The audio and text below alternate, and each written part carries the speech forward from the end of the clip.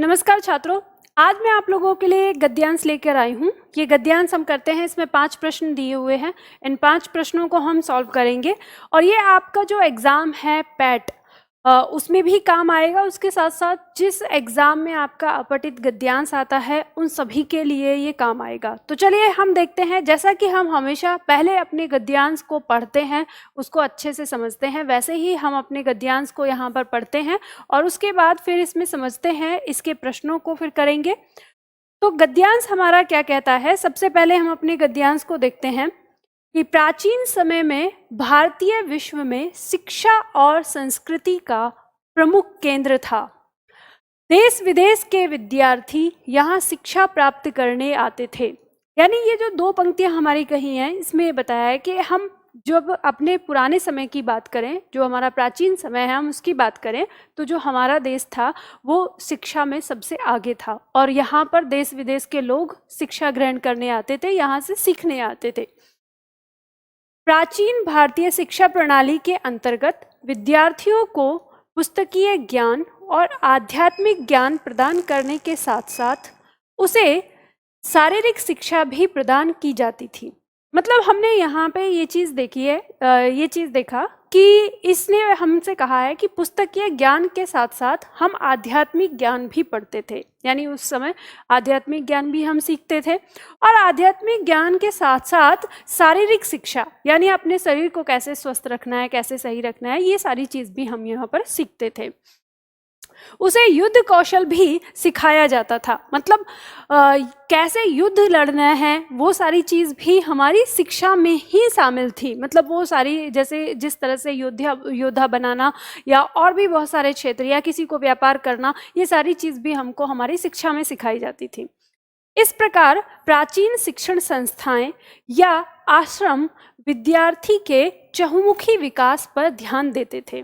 मतलब हमारा जो प्राचीन समय था, या कहें प्राचीन जो शिक्षा प्रणाली थी, वो विद्यार्थी के चहुमुखी मतलब चारों तरफ से उसका जो भी विकास करना चाहिए वो सारा विकास ध्यान में रखते हुए ही वो उसको शिक्षा देते थे। ठीक है, आज स्थिति भिन्न है। वर्तमान दोषपूर्ण शिक्षा प्रणाली सिर्फ डिग्रीधारी बेरोजगारों की भीड़ उत्पन्न कर रही है। मतलब अगर हम वर्तमान की बात करें तो वर्तमान समय में सिर्फ हमारी जो शिक्षा प्रणाली है वो क्या कर रही है, एक प्रकार से डिग्रीधारी लोगों की भीड़ उत्पन्न कर रही है। और उसमें भी क्या, बेरोजगार शब्द लगाया है। बेरोजगार क्यों लगाया है?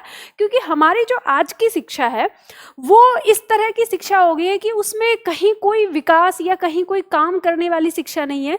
ये सिर्फ ऐसी शिक्षा दी जा रही है कि जिसमें हमें डिग्रियां तो मिल जाती हैं, हम किताबी ज्ञान तो अर्जित कर लेते हैं, लेकिन वो ज्ञान हमारे व्यावहारिक रूप में कहीं काम नहीं आता। हमें प्रैक्टिकली जो शिक्षा दी जानी चाहिए वो शिक्षा हमें नहीं दी जाती। हम सिर्फ किताबी कीड़े बन गए हैं और किताबी कीड़े बनने के बाद जब हम समाज में या किसी काम में आकर काम करने के लिए जब हम उतरते हैं तो हम अपने आप को पाते हैं कि हम बिल्कुल कोरे हैं, एकदम से जीरो हैं। जैसे अगर आप देखें कि जो हम डिग्री पाते हैं, डिग्री पाने के बाद अगर हम सरकारी जॉब की तैयारी करें तो सरकारी जॉब भी हमारे पैमाना जो है वो किस पे, किताबी ज्ञान पे ही हमको लेता है। तो अगर हमारी सरकारी जॉब न लगे, हम प्राइवेट सेक्टर में अगर जाते हैं तो वहाँ हमें कोई नौकरी पर भी नहीं रखना चाहता। क्यों? क्योंकि वो हमसे पूछता है कंप्यूटर आता है, हमें नहीं आता, ड्राइविंग आती है, वो हमें नहीं आती, कुछ और काम करना आता है, वो हमें नहीं आता। मतलब हमें कुछ आता ही नहीं है। तो फिर हमको क्या आता है कि हमने बीए किया है, एमए किया है, एमएससी किया है, या हमने ये डिग्री ली है, वो डिग्री ली है। तो सिर्फ हमने क्या ली होती है? डिग्री ली होती है। हमें कोई व्यावहारिक ज्ञान है ही नहीं। इवन हमें टाइपिंग तक नहीं आती, इवन हमें कंप्यूटर तक नहीं चलाना आता। तो फिर कोई अगर प्राइवेट सेक्टर हमको जॉब दे भी तो वो किस आधार पे दे? तो कहने का मतलब है कि हमारी जो वर्तमान शिक्षा प्रणाली है वो एकदम से बेकार है। आगे यहाँ पर लेखक क्या कहता है वो चीज समझते हैं। आगे कहा है कि आज के अधिकांश युवा शिक्षा प्राप्त करके भी, एक मिनट, आज के अधिकांश युवा शिक्षा प्राप्त करके भी स्वावलंबी नहीं बन पाते। बस वही कारण है जो अभी हमने जाना कि वो जब उनके पास कोई अपना व्यावहारिक ज्ञान ही नहीं है तो वो कैसे स्वावलंबी बन पाए। स्वावलंबी का मतलब होता है अपने लिए अपने पैरों पर खड़े होना। ठीक है, उनके हृदय में देश और समाज के प्रति किसी भी प्रकार का कर्तव्य बोध उत्पन्न नहीं होता। अब देखो, कर्तव्य बोध उत्पन्न तो तब होना जब सिखाया जाए। हमारे जो शिक्षा प्रणाली है उसमें संस्कार है ही नहीं, हमें ये बताया ही नहीं जाता कि हम क्यों जी रहे हैं, हमें किसके लिए जीना है, कैसे चलना है। वो सारी चीज़ें खत्म हो चुकी है हमारी शिक्षा से। तो कैसे हमारी जो युवा पीढ़ी है उसके दिल में देशभक्ति की भावना कैसे आए, या कैसे उसके अंदर कर्तव्य की भावना आए कि हमारा क्या कर्तव्य है और हमारा क्या कर्तव्य नहीं है। तो जब हमें ये सब सिखाया ही नहीं जाता। फिर आगे कहता है लेखक कि वे अपनी प्राचीन परंपराओं का सम्मान नहीं करते। मतलब बात वही है, जब हम अपनी प्राचीन चीज़ों को अपने बच्चों को सिखाएंगे ही नहीं, बताएंगे ही नहीं, तो फिर वो उनका सम्मान क्या करेंगे। जब हमें यही नहीं पता कि हमारे पूर्वज क्या थे, वो कैसे थे, किस तरह के थे, तो हम उनका सम्मान ही क्या कर पाएंगे। ठीक है, आगे कहते हैं वर्तमान शिक्षा प्रणाली युवाओं में राष्ट्र गौरव की भावना उत्पन्न करने में असफल रही है।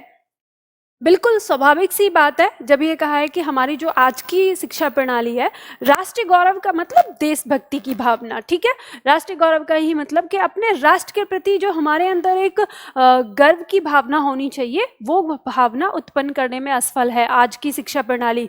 इसका कारण क्या है? इसका कारण ये है कि हम देश की बात करते ही नहीं, हम समाज की बात करते ही नहीं, तो फिर हम किस तरह की बातें करते हैं। तो हम यहाँ पे आज के टाइम पे हम बातें करते हैं कि बस सिर्फ हमें अपनी डिग्री बनानी है, या हमें किताबी ज्ञान होना जरूरी है, कि बस हमारी किताबी ज्ञान हो हमारे पास, बस हमें वो चाहिए। आगे कहता है समय समय पर भारत के नीति निर्माताओं ने शिक्षा को बहुआमी बनाने के अनेक प्रयास किए हैं। हालांकि लेखक आगे बताता है कि समय समय पर हमने इसको बहुत अच्छा बनाने का प्रयास किया है कि यह शिक्षा प्रणाली हमारी अच्छी हो जाए, मतलब इस पे प्रयास किया गया है। आगे बढ़ते हैं। नई शिक्षा प्रणाली या नई शिक्षा नीति में विद्यार्थी के नैतिक, मानसिक और शारीरिक विकास पर बल देने का प्रयास किया जा रहा है। अब हम नई शिक्षा प्रणाली की बात कर रहे हैं, जो नई शिक्षा प्रणाली आने वाली है, लागू होने वाली है, उसके बारे में बताया गया है कि हमने ध्यान दिया है कि हम उसके नैतिक, मानसिक और शारीरिक विकास पर भी ध्यान देंगे, ताकि वो उसका चहुमुखी विकास हो सके। अब नवीन शिक्षा प्रणाली के अंतर्गत विद्यार्थियों को जाति, धर्म और भाषा के दायरे से ऊपर उठकर राष्ट्र हित में कार्य करने के लिए प्रेरित किया जा रहा है। इस शिक्षा प्रणाली में व्यावसायिक शिक्षा पर बल दिया जा रहा है, ताकि शिक्षित लोगों को रोजगार उपलब्ध हो सके। यानी कहने का मतलब क्या है कि जो हमारी वर्तमान शिक्षा प्रणाली है, उस वर्तमान शिक्षा प्रणाली में हमने व्यावसायिक शिक्षा पर भी बल दिया है, ताकि जो हमारे छात्र हैं वो शिक्षा प्राप्त करने के साथ साथ आगे अपना रोजगार भी प्राप्त कर सके। तो ये हमारा पैराग्राफ कह रहा है। अब हम इस पैराग्राफ से आगे देखते हैं कि प्रश्न हमारे क्या हैं और कैसे हम इसको सॉल्व करेंगे। तो चलिए, सबसे पहला प्रश्न हमारे सामने है। पहला प्रश्न कह रहा है कि प्राचीन समय में विश्व में शिक्षा और संस्कृति का प्रमुख केंद्र था। 4 ऑप्शन आपके सामने हैं, भारत, अमेरिका, रूस या चीन। तो हमको पता है, जैसा कि हमने पैराग्राफ देखा, पैराग्राफ ने जो हमें यहाँ पर बताया, तो भारत यहाँ पे दिया है कि भारत क्या था, प्राचीन समय में शिक्षा और संस्कृति का प्रमुख केंद्र रहा है। आगे प्रश्न संख्या 2 देखते हैं। प्रश्न संख्या 2 हमारा क्या कहता है? प्रश्न संख्या 2 कहता है कि प्राचीन शिक्षण संस्थाएं ध्यान देती थीं। किस चीज पर ध्यान देती थी? पहला ऑप्शन है विद्यार्थी के व्यावहारिक विकास पर, विद्यार्थी के स्वास्थ्य पर, या विद्यार्थी के चहुमुखी विकास पर, या पुस्तकीय विकास पर। तो आपने पैराग्राफ में इस बात को पढ़ा कि जो प्राचीन शिक्षा प्रणाली थी वो विद्यार्थी के चहुमुखी विकास पर ध्यान देती थी, तो इसलिए इसमें जो आंसर हमारा रहेगा वो सी रहेगा। ठीक है, तो ये आपको पता चल गया। अगला यहाँ पर देखते हैं नंबर 3।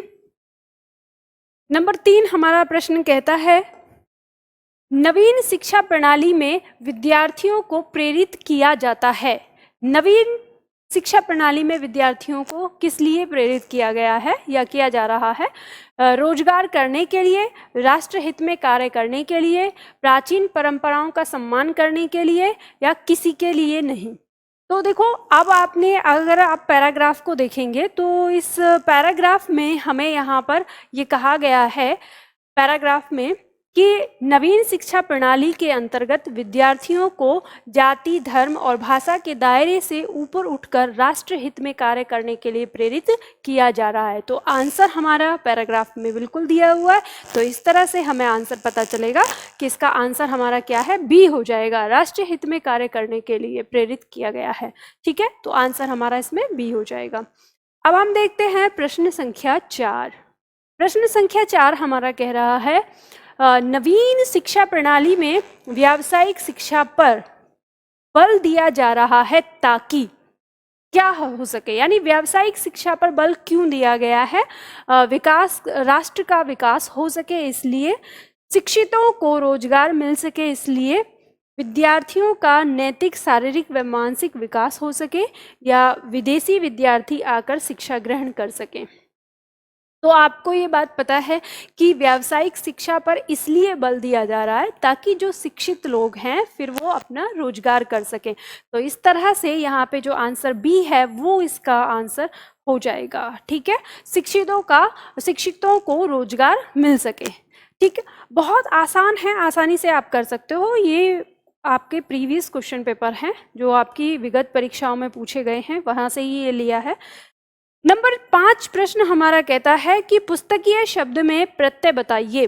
तो पुस्तकीय शब्द में आपको प्रत्यय बताना है कि इसमें प्रत्यय कौन सा है। तो आपको पता है शब्द है हमारा पुस्तक, शब्द है हमारा पुस्तक, और इस पुस्तक शब्द में हमारा कौन सा प्रत्यय लगा है, और आप लोग अच्छे से पहचान गए होंगे ये प्रत्यय, क्योंकि प्रत्यय हमारे लगभग वही होते हैं, बिल्कुल सेम टू सेम हमें दिखाई दे जाते हैं। ठीक है, तो इस तरह से ये आंसर हमारा इसका हो जाएगा।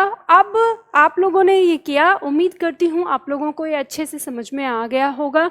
इसी तरह से हम और भी अभ्यास करेंगे, और भी गद्यांश इस तरह से लाएंगे, कुछ पद्यांश भी मैं आप लोगों को कराऊंगी। तो उम्मीद करती हूँ आप लोगों ने इसे अच्छे से समझा होगा। तो आज के लिए इतना ही करते हैं, फिर मिलते हैं अगले वीडियो में अगले टॉपिक के साथ।